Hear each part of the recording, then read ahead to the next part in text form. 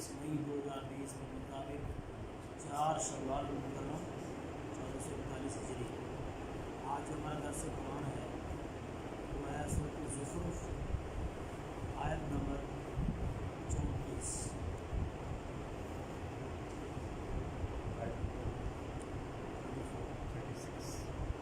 آیت نمبر 36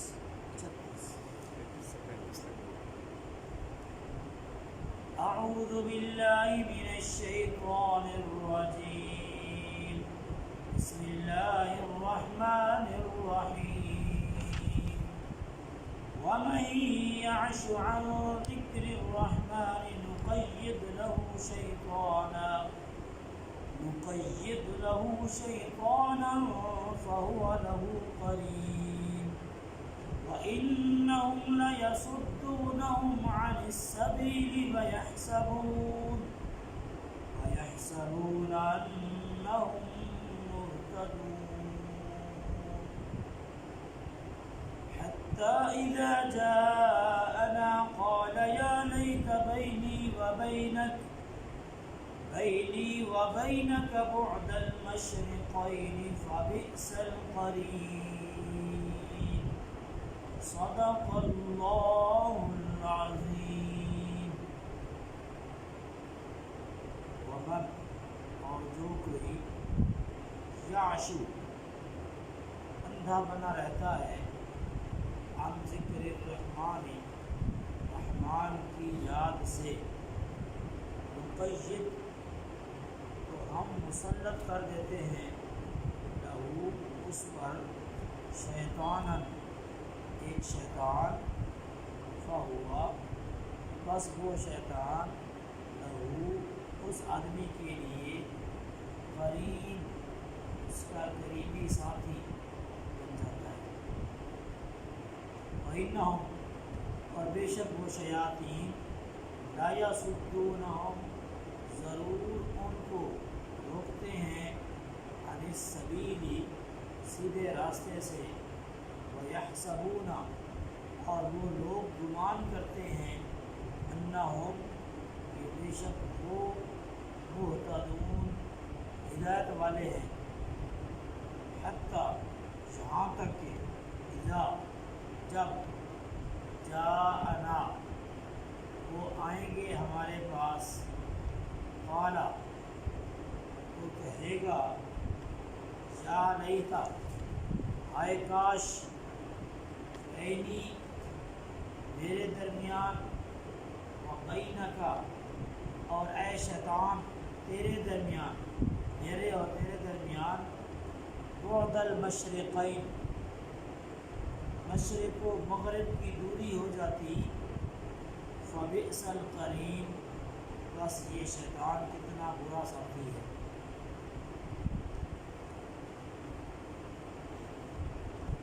اسی آیت کے اندر آپ نے کل استعمال کیا رب العالمین نے فرمایا کہ اگر ہمیں یہ خیال نہ ہوتا کہ مسلمان بھی کافروں کی طرح ہم خیال ہو جائیں گے اور ایک امت بن جائیں گے سارے، تو ہم یہ کرتے کہ دنیا کے اندر ہم کفار کو بہت زیادہ مال عطا کرتے،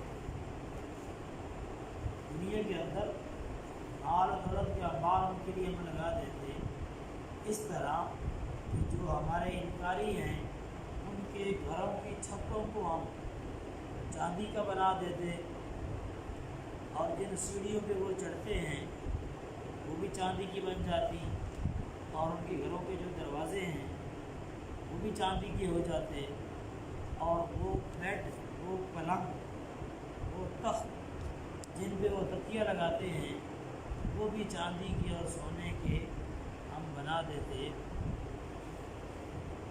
چونکہ ان چیزوں کی کوئی حیثیت نہیں، یہ دنیا کا سامان ہے اور بس دنیا میں فائدہ اٹھانے کے لیے ہے، لیکن جو آخرت ہے عزت اور احترام کے حساب سے وہ اللہ کے ہاں اہل تقویٰ کے لیے ہے، جو گناہوں سے بچتے ہیں اور گناہوں سے بچ کر جو زندگی گزارتے ہیں آخرت ان لوگوں کے لیے۔ دنیا کا ساز و سامان کتنا عارضی ہے، طرح ختم ہو جانے والا ہے اور کس طرح انسان کو دھوکہ دینے والا ہے۔ وہ گھر کی بات کریں تو ہم اس کو کتنی محنت سے بناتے ہیں، کتنا اس کے لیے ہم پورے زندگی ہماری اس پر گزر جاتی ہے، خرچ ہو جاتی ہے کہ یہ ہم نے ایک گھر بنانا ہے، کئی سال ہمیں لگتے ہیں پیسہ اکٹھا کرنے میں، پھر وہ جا کے گھر تیار ہوتا ہے اور پھر اس کے کام ابھی ختم نہیں ہوتے، کبھی کوئی چیز کبھی کوئی چیز، بہتر سے بہتر کی تلاش میں، اور اچانک جب ہم یہاں دنیا سے چلے جاتے ہیں تو وہ گھر ہمیں کوئی فائدہ نہیں دیتا اس وقت، جب تک دنیا میں ہے تب تک اس سے ہمیں ایک عارضی فائدہ، چھوٹا سا فائدہ اٹھا رہے ہیں۔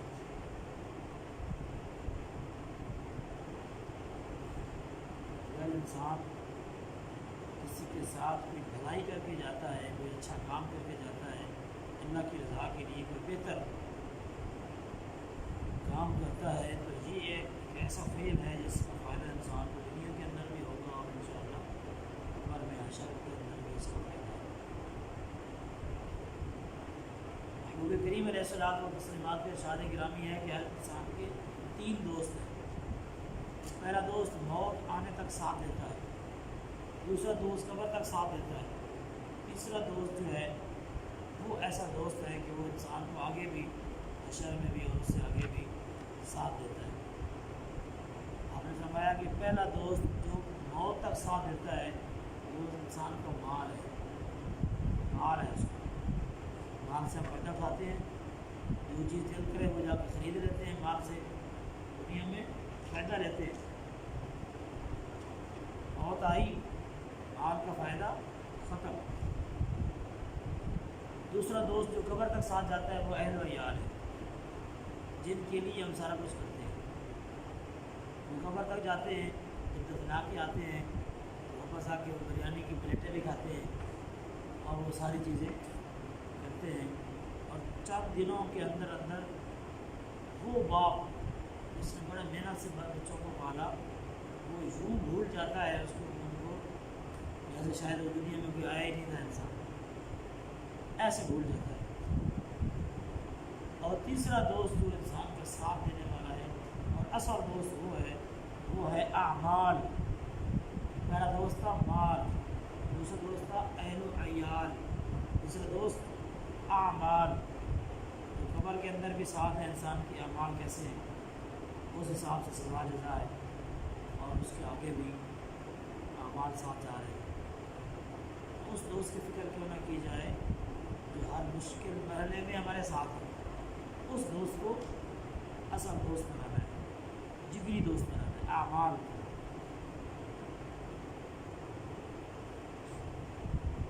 اللہ فرماتا ہے وَمَن يَعْشُ عَن ذِكْرِ الرَّحْمَٰنِ، جو آدمی اندھا بنا رہتا ہے اللہ کی یاد سے، رحمان کے ذکر سے اندھا بنا رہتا ہے۔ اندھا بنا رہنے سے مراد یہ ہے کہ اس کو پتہ ہے، اس کے پاس ٹائم ہے، اس کے پاس صلاحیتیں ہیں، وہ اللہ کا ذکر کر سکتا ہے مگر جان بوجھ کے نہیں کر رہا۔ اللہ کا ذکر سب سے بڑا، اللہ کا ذکر نماز ہے۔ اقیم الصلاۃ لذکری، میری یاد کے لیے نماز قائم کریں۔ سب سے بڑا ذکر نماز کے بعد پھر قرآن ہے، یہ اللہ کا ذکر ہے۔ یعنی جو آدمی جان بوجھ کے نماز نہیں پڑھ رہا، بلا وجہ نماز نہیں پڑھ رہا، قرآن نہیں پڑھ رہا، جتنے بھی فرائض ہیں یہ اللہ کا ذکر ہے۔ فرض روزے رکھنا اللہ کا ذکر ہے، فرائض اور واجبات یعنی جو چیزیں فرض اور واجب ہیں ان کا ادا کرنا یہ اللہ کا سب سے بڑا ذکر ہے اور لازم اور ضروری ہے۔ سنت اور نوافل میں آپ کو ذرا ریلیکس آپ اس میں ہو سکتے ہیں، مگر فضیلت کے لیے ان پر بھی عمل کرنا لازم ہے۔ تو جو آدمی جان بوجھ کے اندھا بنا ہوا ہے اللہ کے ذکر سے، یعنی جان بوجھ کر فرائض واجبات ادا نہیں کر رہا، اللہ فرماتا ہے کہ اس ناہنجار کو، اس گمار کو ہم یہ سزا دیتے ہیں، نقید لہ شیطانا، ہم اس کے اوپر ایک شیطان پکا لگا دیتے ہیں، فہو لہ قرین، اور یہ اس لیے دنیا کے اندر یہ اس کی پہلی سزا ہے کہ جب شیطان اس پر مسلط ہو گیا اور وہ اس کا دوست بن جاتا ہے، جگری یار بن جاتا ہے اور اس کا ہم نوا اور رفیق بن جاتا ہے۔ انسان نے یہ کام کیا کہ وہ اللہ کی یاد سے جان بوجھ کر غافل ہوا، نماز نہیں پڑھی، قرآن نہیں پڑھا، دیگر جتنے بھی فرائض ہیں واجبات ہیں ادا نہیں کی۔ اللہ نے اس کو یہ پہلی سزا دی کہ اس کے اوپر ایک شیطان پکا پکا لگا دیا کہ آپ اس کو نیکی کی طرف آنے ہی نہیں دینا۔ پہلی سزا اللہ اپنی توفیق چھین رہا ہے، رحمت دور کر رہا ہے اس بندے سے کہ تجھے میری رحمت سے ایسا نہیں ملنے والا، تو جان بوجھ کے مجھے نظر انداز کر رہا ہے، میری حیثیت کیا ہے؟ تو یہ اللہ کی طرف سے سزا ہے۔ حضور علیہ الصلوۃ والسلام نے فرمایا اللہ نے ہر انسان کے ساتھ ایک شیطان اور ایک فرشتہ لگا دیا۔ تو بیان کہ آپ کے ساتھ بھی کوئی شیطان ہے؟ تو آپ نے فرمایا ہاں میرے ساتھ بھی تھا، مگر اللہ نے اس کو مسلمان کر دیا اور وہ میری صرف نیکیوں پر رہنمائی کرتا ہے، مجھے مشورے دیتا ہے نیکیوں کے۔ تھا وہ شیطان مگر وہ میری مدد اس لیے اللہ نے اس طرح کی کہ وہ مجھے نیکیوں کی مشورے دیتا ہے، اس کے علاوہ مجھے کوئی اور مشورہ نہیں دیتا۔ ہر انسان کے ساتھ اللہ یہ کر دیتا ہے، خاص طور پر جو اللہ کی یاد سے غافل ہے۔ اس لیے پتہ چلا کہ جو اللہ کی یاد رکھتے ہیں، جو قرآن پڑھتے ہیں، جو سمجھتے ہیں قرآن کو، جو نماز پڑھتے ہیں، وہ کسی حد تک شیطان کے چکر سے بچے رہتے ہیں، کسی حد تک۔ بالکل مکمل طور پر تو ظاہر بات ہے انسان نہیں بچ سکتا، شیطان وسوسے ڈالتا ہے، مگر جس طرح وہ دیگر لوگوں کو گھرگھراتا ہے اور برے اعمال ان سے کرواتا ہے، اس طریقے سے وہ بچے رہتے ہیں اللہ کے ذکر کی برکت سے۔ اسی بات میں جب اذان ہوتی ہے، اذان کی آواز سن کر شیطان دم دبا کر بھاگتا ہے۔ بیلوں کا ذکر بھی ہے جسے بھاگتے اتنا بیل دور چلا جاتا ہے اذان کی آواز سے۔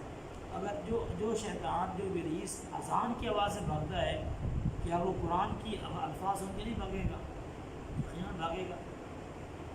جب آپ نماز پڑھیں گے پھر بھی بھاگے گا۔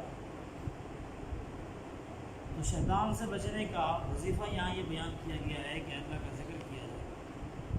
اللہ کے ذکر میں سب سے پہلی چیز ہم یہ سمجھتے ہیں کہ اللہ کا ذکر سے مراد یہ ہے کہ یہ تسبیح پڑھنا ہے، تسبیح یہ اللہ کا ذکر ہے، اور اس کو ہم اللہ کا ذکر نہیں کہتے، نماز کو اللہ کا ذکر نہیں کہتے، روزے کو اللہ کا ذکر نہیں کہتے۔ اللہ کا ذکر سب سے بڑا یہ ہے کہ جو فرائض اور واجبات ہیں دنیا کے اندر، اگر نفل اور سنت کا فائدہ ہے تو وہ تب ہے جب انسان کے فرائض واجبات پورے ہیں۔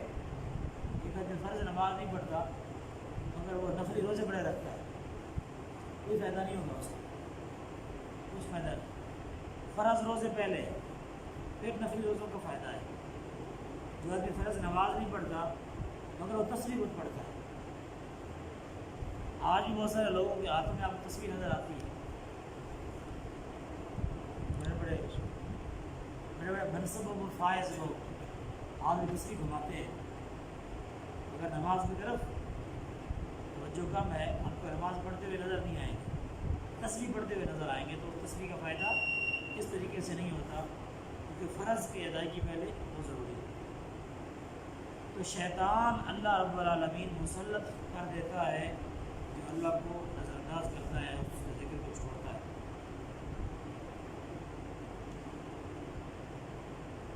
ایک آیت میں آتا ہے، ایک سورت کے اندر، من اعرض عن ذکری فإن له معیشۃ ضنکا، جو اللہ کے ذکر سے اعراض کرتا ہے ہم اس کی معیشت تنگ کر دیتے ہیں، اس کی روزی تنگ ہو جاتی ہے۔ پتہ چلا اللہ کے ذکر سے روزی انسان کی فراخ ہوتی ہے، کھلتی ہے۔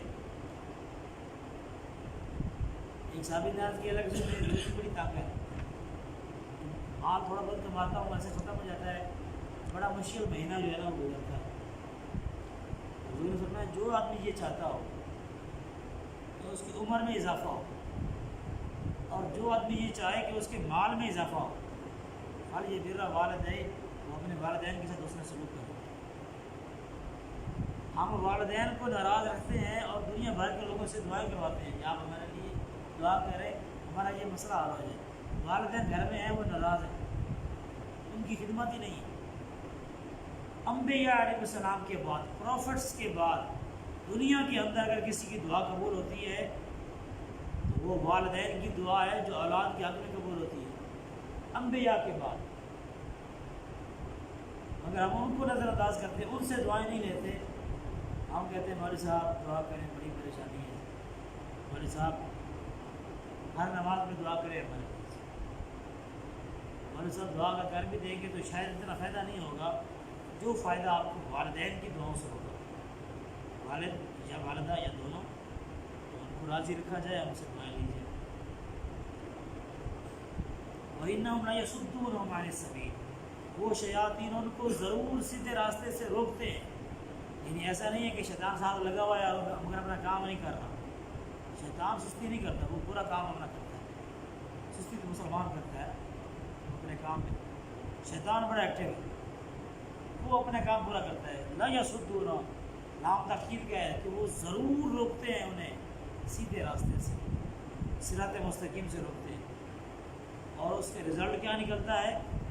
وَيَحْسَبُونَ أَنَّهُمْ مُهْتَدُونَ، وہ انسان جس پر شیطان مسلط ہو چکا ہے، جس نے اس کو سیدھے راستے سے روک رکھا ہے، وہ یہ خیال کرتا ہے کہ ہم سیدھے راستے پہ، ہم ہدایت والے ہیں، ہم جو کچھ کر رہے ہیں ہم ٹھیک کر رہے ہیں۔ دنیا کے اندر ایک اکثریت ہے ایسے لوگوں کی جو برے کام کر کے بھی اس کو اچھا سمجھتے ہیں۔ اگر آپ میڈیا پہ دیکھیں نا، میڈیا کی بات اگر ہم کریں تو وہ کہتے ہیں الحمدللہ میری فلم بڑی ہٹ ہو رہی ہے، الحمدللہ ماشاء اللہ بڑا ایکٹر ہے یہ، بڑے اس کے جناب علی، بڑے اس کی قربانیاں ہیں جی اس فیلڈ میں، بڑا یہ ایکسپرٹ ہے۔ تو وہ ایک غلط چیز کو اچھا بنا کر پیش کیا جا رہا ہے، کیونکہ شیطان نے ان کے لیے اعمال مزین کر دی ہیں، برے اعمال ان کو اچھے بنا کے پیش کیے ہیں کہ یہ بڑے اچھے عمل کر رہے ہیں، زبردست ایسے ہی۔ تو اس کو اللہ نے فرمایا وَيَحْسَبُونَ أَنَّهُمْ مُهْتَدُونَ، وہ خود یہ خیال کرتا ہے انسان کہ میں تو ہدایت پہ ہوں، میں سیدھے راستے پہ ہوں، میں تو ٹھیک کام کر رہا ہوں۔ وہ اصل میں شیطان کے چکر میں آ چکا ہے۔ اس کی آنکھیں کب کھلیں گی؟ کب اس کو پتہ چلے گا کہ میں تو دھوکے میں تھا؟ اللہ فرماتا ہے حتی اذا جاءنا، یہاں تک کہ جب وہ ہمارے پاس آئے گا۔ اس نے آنا تو ہمارے پاس ہی ہے نا، دنیا میں وہ جتنے مرضی چکر دے دے لوگوں کو، جتنے مرضی وہ عیاشیاں کرتا پھرے، آنا تو اس نے ہمارے پاس ہی ہے۔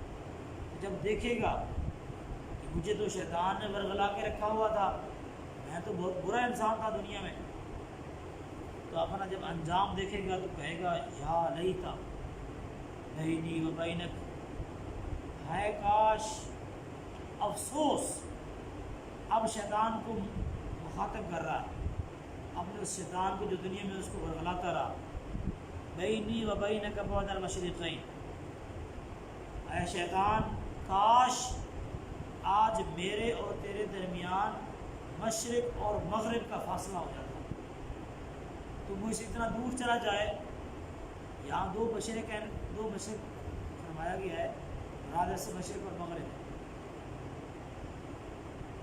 دو مشرق اور مغرب کے درمیان جتنا فاصلہ ہے، کاش تیرے اور میرے درمیان اتنا فاصلہ ہو جاتا اور تیری نحوست سے میں بچ جاتا، کاش ایسا ہو جاتا۔ فبئس القرین، بس یہ شیطان کتنا برا ساتھی ہے، کتنا برا ساتھی ہے۔ ان آیات میں، ان 3 آیات میں جو ہمیں بات سمجھ میں آئی ہے وہ یہ ہے کہ دنیا کے اندر جو ہم نے دوستی اور جاری لگانی ہے وہ ذرا دیکھ کے لگانی ہے، سوچ سمجھ کے لگانی ہے، کیونکہ شیاطین صرف جنوں میں سے نہیں ہوتے، انسانوں میں بھی شیاطین ہوتے ہیں جو آپ کو بار بار سیدھے راستے سے روکتے ہیں۔ نہیں، نماز کا ٹائم آپ نماز پڑھنا چاہتے ہو، کہتے ہیں یار نماز پڑھ رہے ہیں، ٹھیک ہے، سمجھ لیں کہ شیطانی صفات اس کے اندر ہے، نماز سے روک رہا ہے، جو مسجدوں سے روک رہا ہے بلا وجہ، وہ شیطانی صفات کا عامل ہے۔ یہی تو یہ نا، چلو آپ کسی حکمت کے تحت منع کرتے ہیں، اس میں لوگوں کو فائدہ ہے، وہ تو شرعی عذر آ جاتا ہے۔ ایک یہ بلا وجہ کسی بھی خیر کے کام سے لوگوں کو روکنا، آپ یہ کام نہ کریں، وہ شیطانی صفات کے عامل لوگ ہیں۔ اور قرآن پاک کی آخری آیت، سورۃ الناس کی آخری آیت یہ بیان کر رہی ہے کہ شیطان صرف جنوں میں سے نہیں ہوتے، انسانوں میں بھی ہوتے ہیں۔ من الجنت والناس، والناس آخری لفظ ہے ترتیب میں قرآن پاک کہ وہ شیاطین جنوں میں سے ہوں یا انسانوں میں سے۔ پتہ چلا کہ انسانوں کے اندر بھی شیاطین ہیں، وہ ایسے نہیں ہوگی ان کی کوئی سینگ نکلے ہوں گے یا ان کے کوئی حلیہ ایسا ہوگا، وہ انسانوں کی طرح ہی ہوگی، نظر آئے گی انسان ہی ہے، مگر ان کی اعمال ان کو شیاطین بنا دیں گے۔ دنیا کے اندر جو دوستی کرنی ہے وہ دیکھ کے کرنی ہے، سوچ سمجھ کے کرنی ہے۔ ایسا نہ ہو کہ شیاطین کے ساتھ دوستی رہے، مرنے کے بعد شیاطین اپنے ساتھ لے کے جائیں۔ ایک حدیث پاک میں آتا ہے المرء مع من احب، انسان دنیا کے انسان آخرت میں قیامت کے دن اس کے ساتھ ہوگا جس کے ساتھ وہ دنیا کے اندر محبت کرتا ہے۔ آج ہمارے جو محبت کے پیمانے ہیں نا وہ اور ہے، کوئی کسی پارٹی سے محبت کرتا ہے، کوئی کسی جماعت سے محبت کرتا ہے، کوئی کسی گروہ سے محبت کرتا ہے۔ ہماری محبت منتشر ہو چکی ہے۔ قرآن کریم کے اندر رب العالمین نے سورۃ توبہ کے اندر یہ بیان فرمایا، اگر تمہاری محبت، تمہارے دل کے اندر محبت، تمہارے باپ دادا کی محبت زیادہ ہو جائے، اللہ اور اس کے رسول کی محبت کم ہو جائے، تمہاری بیوی بچوں بہنوں بھائیوں کی محبت، خاندان کی محبت، مال کی محبت، مکانات کی محبت، یا تمہارے بزنس کی محبت، بزنس کاروبار، اگر ان چیزوں کی محبت زیادہ ہے دل کے اندر، اللہ اور اس کے رسول کی محبت کم ہے، تو عذاب کا انتظار کرو حتیٰ یأتی اللہ بامرہ، یہاں تک کہ اللہ کا امر آئے گا، یعنی عذاب اللہ کا آئے گا، اس عذاب کا انتظار کرو۔ دنیا کے اندر آپ جس سے محبت کریں گے قیامت کے دن اسی کے ساتھ حشر ہوگا۔ یہ بات اگر آپ جتنے اس کو کھولتے چلے جائیں گے بہت واضح ہوتا چلا جائے گا آج ہمارے دلوں کے اندر کس کس چیز کی محبت ہے۔ اللہ اور اس کے رسول سے بڑھ کر ہم نے اور محبتیں دلوں کے اندر پال رکھی ہیں، ان محبتوں کو کام کرنا ہے، اور سب سے ٹاپ پہ اللہ اور اس کے رسول کی محبت کو لے کے آنا ہے کہ اللہ اور اس کے رسول کے اگر مقابلے میں بیٹا آ رہا ہے، بھائی آ رہا ہے، باپ آ رہا ہے، بیوی آ رہی ہے، دنیا کی کوئی چیز آ رہی ہے، تو اس کو دھتکار دینا، ٹھکرا دینا ہے کہ نہیں، ہماری کوئی حیثیت نہیں، اللہ اور اس کا رسول۔ حضرت عبیدہ بن الجراح رضی اللہ عنہ حضور کی بارگاہ میں کٹا ہوا سر لے کے آئے، کان سے پکڑ کے لٹکایا ہوا تھا، ایسے کان سے ایک سر اٹھایا ہوا پکڑ کے حضور کی بارگاہ میں پیش کیا، اللہ رسول سر قبول کیجیے۔ انہوں نے دیکھا کٹا ہوا سر، پوچھا کس کا ہے؟ عرض کی میرے باپ کا ہے، الجراح کا ہے، ابو عبیدہ بن الجراح، الجراح کا سر ہے، میرے باپ کا سر ہے۔ پوچھا باپ کا سر ہے، کس نے مارا ہے؟ میں نے مارا، میں نے اپنے باپ کو مارا۔ پوچھا کیوں مارا ہے؟ عرض کی اللہ کے رسول گستاخی کی ہے، آپ کی گھر میں بیٹھے تھے، گھر کے اندر آپ کی گستاخی کی ہے، آپ کی گالی دی ہے، تو پھر میری غیرت نے گوارا نہیں کیا کہ ابو عبیدہ قرآن شان بیان کرے ابو عبیدہ کی، اولئک هم الصادقون، یہ سچے لوگ ہیں، هم الفائزون، یہ کامیاب لوگ ہیں، هم المفلحون، فلاح پانے والے ہیں، مہتدون، ہدایت پانے والے ہیں۔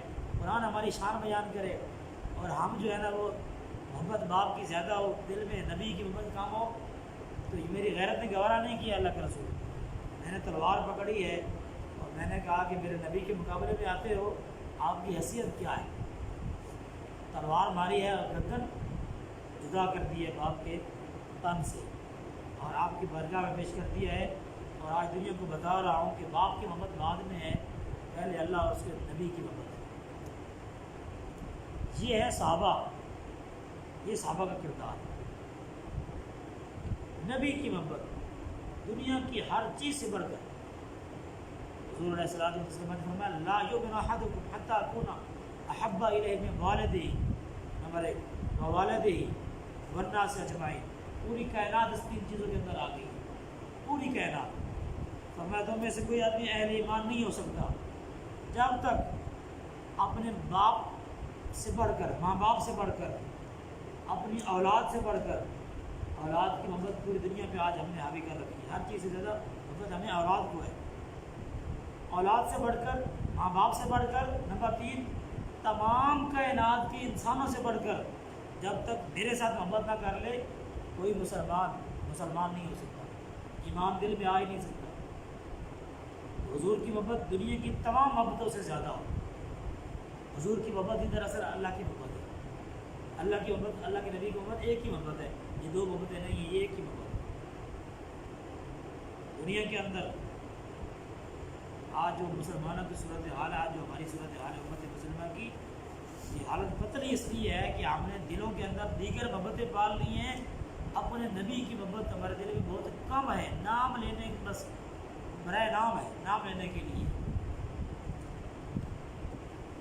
کوئی ہمارے نبی کے خلاف کوئی مطلب بات کرتے ہیں نا، کفار کارٹون بناتے ہیں، ادھر تکلیف پہنچاتے ہیں ہمیں، ہم ایک دو احتجاج کرتے ہیں، اس کے بعد بات ختم۔ اتنی محبت ہے ہمارے دل میں جو ختم ہو گئی۔ قرآن پاک کو پھاڑ پھاڑ کے پھینکتے ہیں، آگ لگاتے ہیں، ہم ایک ریلی مال روڈ پہ نکال لیتے ہیں، اس کے بعد بات ختم۔ جتنی محبت تھی وہ ہم نے کام کر لیا۔ جب اللہ اور اس کے رسول کی محبت دل میں نہ رہے، دنیا کی محبتیں دل میں آ جائیں، دیگر چیزوں کی محبتیں دل میں آ جائیں، تو مسلمان غیرت سے خالی جو مسلمان بغیرت ہو جاتا ہے، دوسرے الفاظ غیرت سے خالی ہو جاتا ہے، دل میں غیرت ہے ہی نہیں۔ اب کفار جو مرضی کرتے پھریں، آپ مجھے بتائیے، یہ جو نبوت کا دعویٰ کرنے والے جتنے بھی جھوٹی نبو ہیں، جھوٹے نبی، یہ دعویٰ پاکستان کے اندر کیوں کرتے ہیں؟ آج تک کوئی جھوٹا موسیٰ کیوں نہیں بنا؟ جھوٹا عیسائیت میں کسی نے دعویٰ کیوں نہیں کیا کہ میں عیسیٰ علیہ السلام؟ ان کو پتہ ہے عیسائی برداشت نہیں کریں گے، مار ڈالیں گے، یہودی برداشت نہیں کریں گے، مسلمان پی جاتے ہیں، ہم پی جاتے ہیں۔ ہمیں پتہ ہے کہ یہ فلاں بندہ مرزائی ہے، یہ قادیانی ہے، پتہ بھی چل جاتا ہے، پھر بھی ہمارے محبت اسی طرح اس کے ساتھ رہتی ہے، تو ہم پی جاتے ہیں یہ چیزیں۔ ہمیں ہمارے اندر جو غیرت ہے وہ اس وجہ سے ختم ہو چکی ہے کہ دلوں کے اندر محبتیں ہم نے دیگر چیزوں کی پال لی ہیں، اللہ اور اس کے رسول کی محبت دل سے نکل چکی ہے، اور یہ بات ہمیں ماننی پڑے گی کہ ہمارے دل غیرت سے خالی اس لیے ہے کہ ہم نے دیگر محبتوں کو دلوں کے اندر پالا ہے۔